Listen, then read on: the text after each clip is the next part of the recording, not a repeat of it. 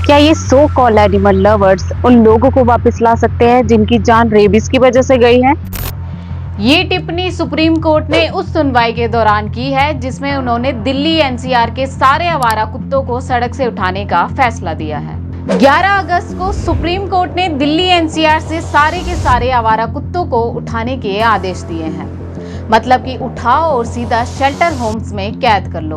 अपने इस पूरे फैसले पर सुप्रीम कोर्ट ने क्या कहा है ये बात भी आपको बताएंगे, लेकिन उससे पहले ये फैसला क्यों दिया है और दिल्ली की सड़कों पर कितने आवारा कुत्ते घूम रहे हैं इसके बारे में भी जान लेते हैं। दरअसल 30 जून को दिल्ली के रोहनी में एक 6 साल की मासूम बच्ची छवि शर्मा को एक आवारा कुत्ते ने काटा, जिसके बाद 25 जुलाई को छवि की रेबीज से मौत हो गई। हालांकि उसकी मौत के लिए परिजनों ने उस अस्पताल पर भी लापरवाही के आरोप लगाए जहां उसे सबसे पहले दिखाया गया था।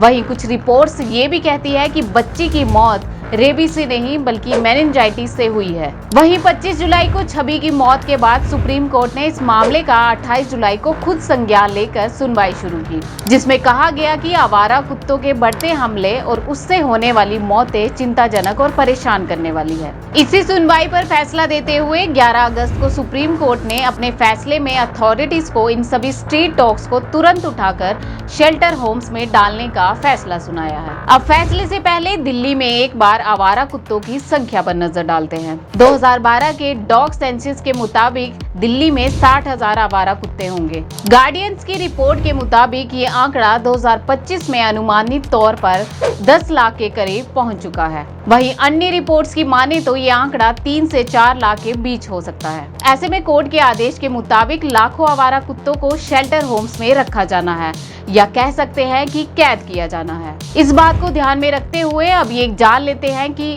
कोर्ट ने अपने आदेश में क्या क्या कहा है। कोर्ट ने कहा है कि दिल्ली राज्य एनसीटी, दिल्ली नगर निगम एमसीटी और नई दिल्ली नगर परिषद एनडीएमसी को निर्देश दिया जाता है कि वो तुरंत डॉग शेल्टर बनाएं और 8 हफ्तों के अंदर इसे लेकर रिपोर्ट दें। इन डॉग शेल्टर्स में पर्याप्त कर्मी होने चाहिए जो नसबंदी और टीकाकरण किए गए आवारा कुत्तों की देखभाल कर सके। इन आवारा कुत्तों को दोबारा सड़कों या सार्वजनिक स्थानों पर नहीं छोड़ा जाएगा, जिसकी निगरानी के लिए शेल्टर होम्स में सीसीटीवी भी लगाए जाएंगे। पहले 6 से 8 हफ्तों में 5000 कुत्तों के लिए शेल्टर से शुरुआत होनी चाहिए। एक स्पेशल फोर्स इन कुत्तों को पकड़ने के लिए बनानी पड़े तो वो भी जल्द से जल्द बनाई जाए। सबसे पहले शहर और बाहरी इलाकों के सभी हिस्से आवारा कुत्तों से मुक्त हो। अगर कोई व्यक्ति या संगठन इस काम में बाधा डालता है तो उसके खिलाफ कार्रवाई की जाएगी।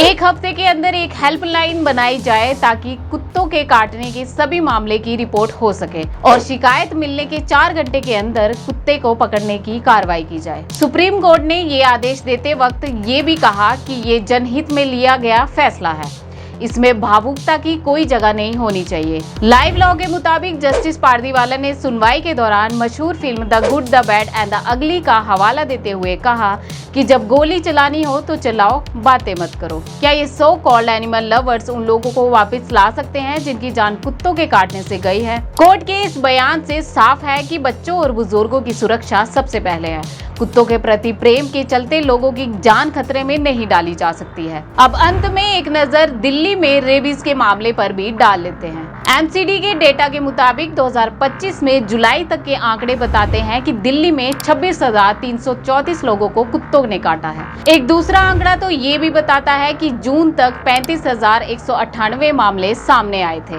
जिसमें 49 रेबीज के मामले हैं। इसी तरह 2024 में 68,000 से ज्यादा डॉग बाइट के मामले सामने आए थे। वहीं हिंदुस्तान की खबर की माने तो हर साल 1 लाख से ज्यादा लोगों को कुत्ते काट रहे हैं। गार्डियंस में छपा है कि दुनिया भर में भारत में सबसे ज्यादा रेबीज के मामले सामने आते हैं, जहां सरकारी आंकड़ा बताता है कि हर साल 5,700 लोग रेबीज से मरते हैं, तो वहीं WHO के मुताबिक ये आंकड़ा 20,000 के करीब है। अब ऐसे में सुप्रीम कोर्ट का ये फैसला जहां एक तरफ कुछ लोगों को एकदम सही लग रहा है, तो वहीं कई लोग ऐसे हैं जो मान रहे हैं कि ये फैसला कुत्तों के हक को उनसे छीनता है। अब कई एनिमल राइट्स एक्टिविस्ट इसके खिलाफ प्रोटेस्ट भी कर रहे हैं।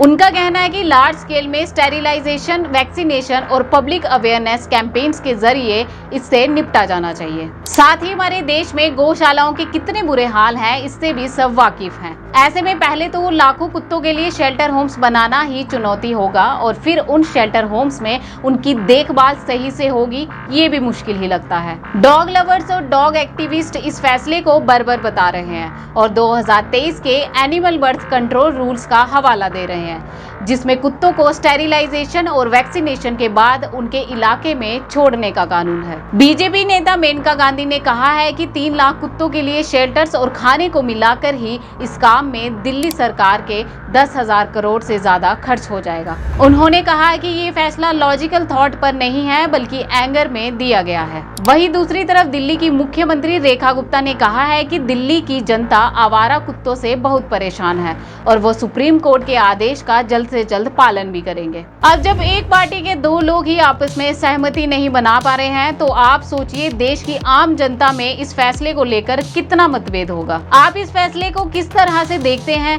क्या ये फैसला सही है या फैसले को कुत्तों के हकों को ध्यान में रखकर देना चाहिए था? अपनी राय हमें कमेंट बॉक्स में जरूर बताएं। बाकी इसी तरह की वीडियोस के लिए सुनेगा इंडिया को सब्सक्राइब और फॉलो करना ना भूलें।